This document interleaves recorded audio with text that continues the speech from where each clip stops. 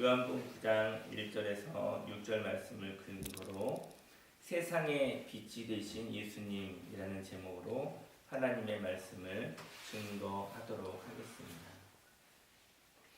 예수께서 길을 가실 때 날 때부터 맹인된 사람을 보신지라. 예수님께서 우리의 삶 속에 함께 계십니다. 임마누엘의 하나님, 하나님이 우리와 함께 계십니다.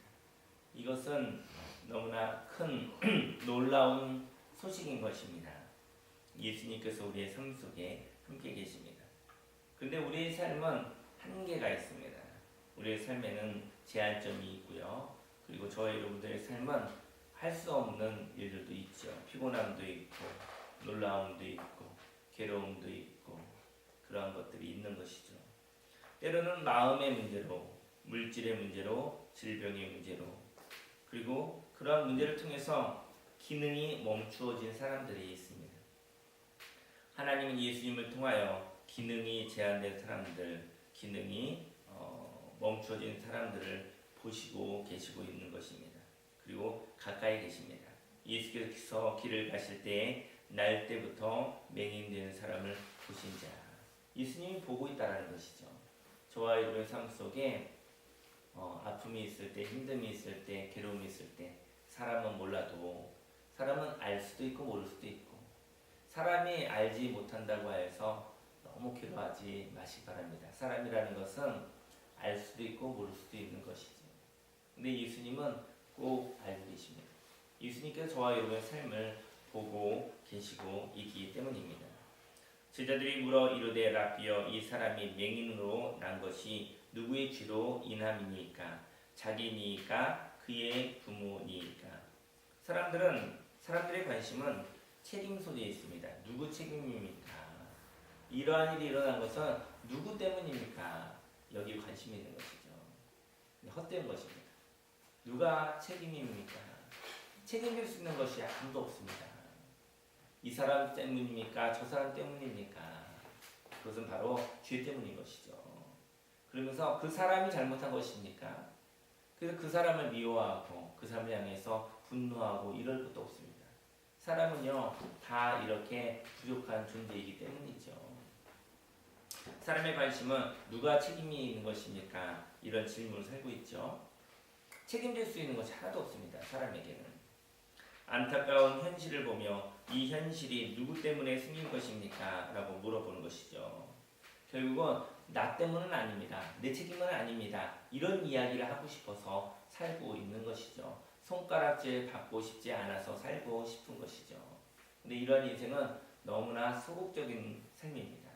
하나님이 기뻐하시는 삶, 하나님이 원하는 삶은 아닌 것이죠.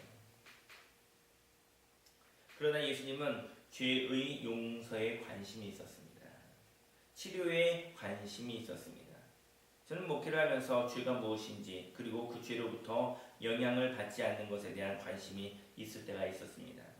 그러나 예수님은 여기에 머물지 않고 죄인들을 치료하고 싶었습니다. 그것이 바로 예수님 이 땅에 오시는 사건이었습니다. 예수님은 이 땅에 죄로부터 용서를 받고 삶의 변화, 새로운 삶, 바로 구원에 대한 소식을 전하려고 온 것입니다. 저와 여러분의 삶 속에 하나님의 나라가 임하기를 원합니다. 무릇 지킬 만한 것보다 더욱 내 마음을 지켜라. 생명의 근원이 있었는다고 했는데, 하나님의 말씀으로 말미암아 하나님의 말씀이 저와 여러분들에게 있어서 생명이 되어지는 삶을 사시기를 예수님의 이름으로 축원합니다. 예수께서 대답하시되 이 사람이나 그 부모의 죄로 인한 것이 아니라 그에게서 하나님이 하시는 일을 나타내고자 하심이라. 문제를 어떻게 보느냐에 따라 문제보다 작은 삶을 살 것인지 아니면 문제보다 큰 삶을 살 것인지 결정됩니다. 문제보다 작은 삶은 문제에 묶여버리는 것입니다. 문제보다 작은 삶은 문제를 풀지 못하는 것입니다. 문제투성이이지만 그 문제 때문에 삶이 제한되어지는 것이죠. 그의 기능이 없어져 버리는 것이죠. 문제보다 큰 삶, 문제로 인하여 답이 있는 삶, 문제로 인하여서 하나님의 말씀이 있는 삶, 그 하나님의 말씀으로 살아가는 자가 되기를 예수님으로 축원합니다. 저는 이제는 일용할 양식을 주시옵소서. 우리가 그런 기도를 많이 하지 않습니까? 저와 여러분들의 일용할 양식, 그러니까는 오늘 하루를 먹을 수 있는 음식을 달라고, 물질을 달라고 그렇게 기도하는 것 같습니다. 그것도 일용할 양식이죠. 그날의 양식. 근데 저와 여러분들은 육의 양식만을 위해서 기도할 때가 있는 것 같습니다. 저와 여러분들은 바로 오늘 하루를 견뎌낼 수 있는 양식, 오늘 하루를 살아갈 수 있는 마음과 영혼의 힘, 그 양식을 얻어야 되는 것입니다. 그 양식은 바로 예수님입니다. 바로 하나님의 말씀인 것입니다. 오늘 하루를 살아갈 수 있는 힘을 주시옵소서. 오늘 하루 가운데 문제가 있어도 문제에 묶이지 않고 눌리지 않고 문제를 풀어나갈 수 있는 생명의 양식을 주시옵소서. 오늘 밤에 잠을 잘 때 평안하게 눈을 감고 감사로 눈을 감을 수 있게 하여 주옵소서. 그리고 그 다음날에 다시 일어날 수 있는 힘을 주시고 또 하루의 여행을 살아갈 수 있는 사람이 되게 하여 주옵소서. 한 걸음 한 걸음 걸어가기 원합니다. 그리고 그 한 걸음 한 걸음이 이어지는 생명이 공급되어지는 영원한 생명, 하나님의 생명으로 살아가시기를 예수님의 이름으로 축원합니다. 문제보다 큰 삶을 살 것인지 문제보다 작은 삶을 살 것인지 결정해야 됩니다. 문제가 있을 때 그 문제를 푸는 즐거움이 있습니다. 하나님께서 문제를 말하십니다. 그리고 대화하고 싶은 것입니다. 그리고 일하고 싶은 것이지요. 공동체라는 것은 바로 함께 일합니다. 저와 여러분들이 하나님과 함께 같은 마음을 갖기를 원합니다. 그것이 바로 공동체입니다. 하나님과 같은 마음을 가진 자, 하나님의 공동체가 되기를 원합니다. 근데 하나님과 마음을 다르게 사는 사람들, 그는 하나님과 공동체가 아니지요. 하나님은 나의 아버지 되시고 저와 여러분들은 하나님의 자녀가 되는 것이죠. 하나님의 아버지의 마음, 먼저 그의 나라와 그의 의를 구하라. 그리하면 이 모든 것을 너에게 더하시리라. 하나님의 생명의 공급이 있게 되어지는 것입니다. 이 땅에 부르짖음이 있기를 원합니다. 기도가 있기를 원합니다. 이 땅에 하나님의 나라가 깨져서 괴로워하는 사람들이 많다고 저와 여러분들이 기도하기를 원합니다. 저는 상담을 하면서 어쩌면 그렇게 인생들이 힘든 인생이 많을까라는 생각이 듭니다. TV에 요즘에 막장 드라마가 나온다고 하는데요. TV에 나오는 드라마는 지어낸 이야기거나 아니면 보다 덜 현실적인 얘기인 것 같습니다. 사람과 이야기를 들어보면 마음을 터놓고 얘기해보면 어떻게 TV 드라마보다 더한 일들이 다 있더라고요. 그러면서 하나님 없이는 어떻게 살 수 있을까? 하나님이 없다면 이 세상을 어떻게 걸어갈 수 있을까? 다 그러한 스토리들이 그러한 이야기들을 가지고 있더라고요. 사람이니까 이렇게 가리고 또 이렇게 포장하고 그래서 그럴듯하게 이야기할 뿐이지 하나님은 이 세상의 TV에 나오는 드라마보다도 더 힘든 것이 각 사람의 인생이라고 이야기하고 계시고 그 인생을 보고 계시는구나 라는 것을 알게 되어졌습니다. 하나님의 나라가 깨져서 괴로워하는 사람이 많아서 그들에게 하나님의 나라가 임하여지게 해달라고 먼저 나에게 하나님의 나라가 임하여지게 하여 주옵소서. 그리고 우리 가족에게 하나님의 나라가 임하여지게 하여 주옵소서. 그리고 교회와 또 이웃과 이 세상 모든 곳곳에 하나님의 나라가 임하여지게 해달라고 기도하는 그런 부르짖음이 있기를 원합니다. 너는 내게 부르짖으라. 내가 내게 응답하겠고 내가 알지 못하는 크고 은밀한 일을 내게 보이리라 하시리라. 이를 하는 여호와 하나님, 성취하시는 하나님께서 이렇게 말씀하셨던 것입니다. 자녀들과 여행을 가려는 사람이 있습니다. 좋은 부모가 되려고 아이에게 좋은 결과를 주고 싶은 것이겠죠. 그래서 편안하게 호텔에서 잠을 잘 수도 있고요. 또 맛있는 음식을 먹일 수도 있겠습니다. 그러나 여행을 같이 가는 이유는요. 인생을 체험하게 해주고 싶은 것이죠. 인생에는 십자가가 있단다. 인생에는 사람이 어찌할 수 없는 그러한 위기와 그러한 위험한 일이 있을 수 있단다. 그 십자가를 보면 두려워하여 물러서거나 그리고 도망가지 마라. 그 십자가를 하나님과 함께 통과하여 부활의 주님을 만나야 된다. 하나님께서 항상 함께 계신단다.